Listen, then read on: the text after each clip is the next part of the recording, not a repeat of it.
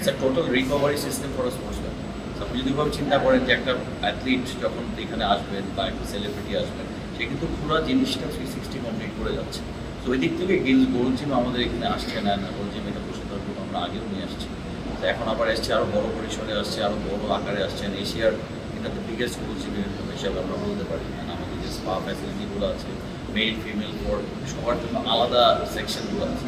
We like to highlight to the people that please come in, আপনারা এসে দেখেন এরকম অ্যাটমসফিয়ার, এরকম এনভায়রনমেন্টের জিম বা ফিটনেস আপনারা আগে কখনো করেননি। আসবেন, দেখবেন, আমরা we are here to serve you.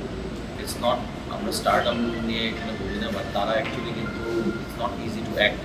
তারা যেরকম জায়গায় কাজ করে, তারা যেভাবে আপনার যেসব জায়গায় শুট করে, তাদের জন্য fitness and endurance and body maintain is very important.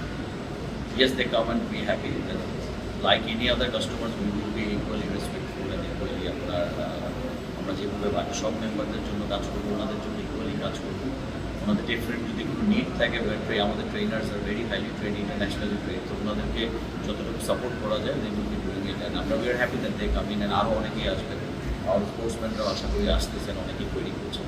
So আমরা চাই সব ওয়ান স্টপ সলিউশন, যারা যেই জনরাতেই থাকুক না কেন আমাদের জিম থেকে কাজ করে যাক, স্পোর্টস সিটির অন্যান্য ফ্যাসিলিটিগুলো ইউজ করে আমি শিওর দেয় বাংলাদেশ স্পোর্ট অ্যান্ড ওয়েলনেস ইন্ডাস্ট্রিতে উপকরণ দেবো।